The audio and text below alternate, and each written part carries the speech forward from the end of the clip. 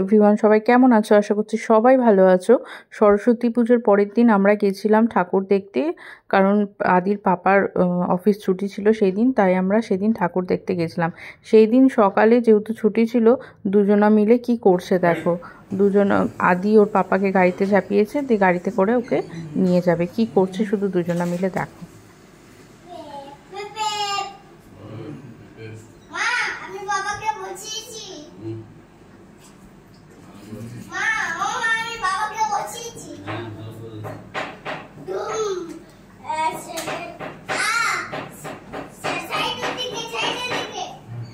তারপরে সন্ধেবেলায় আমরা বেরিয়েছিলাম ঠাকুর দেখতে, ফুচকা খেতে, একটু এদিক ওদিক ঘুরতে। তো সেখানে দেখলাম গঙ্গার ধারে এত সুন্দর একটা ঠাকুর করেছে, আর প্যান্ডেলটা তো অসাধারণ। তোমরা নিজের চোখেই দেখো যে কত সুন্দর করেছে। আর আমার আদি তো মানে নিজে ফটো তুলবে, নিজে ভিডিও করবে, এই করছে ও।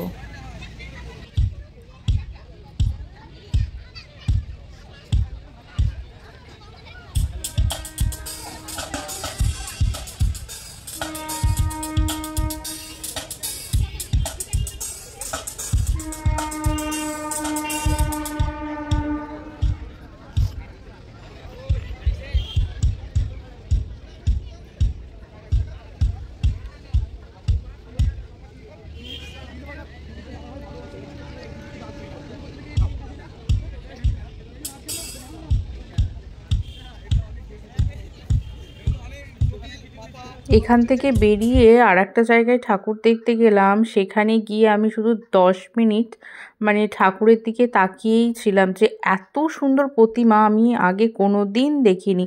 আর এত সুন্দর করেছে, মানে দু চোখ জুড়িয়ে যাচ্ছে দেখে, মানে দেখেও মন ভরছে না, এরকম একটা ব্যাপার, এত সুন্দর।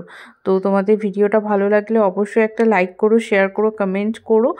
আর যদি ইউটিউব থেকে দেখো চ্যানেলটা সাবস্ক্রাইব করে নিও, আর যদি ফেসবুক থেকে দেখো আমাকে ফলো করে রেখো, আরও নতুন নতুন ভিডিও তোমরা দেখতে পাবে।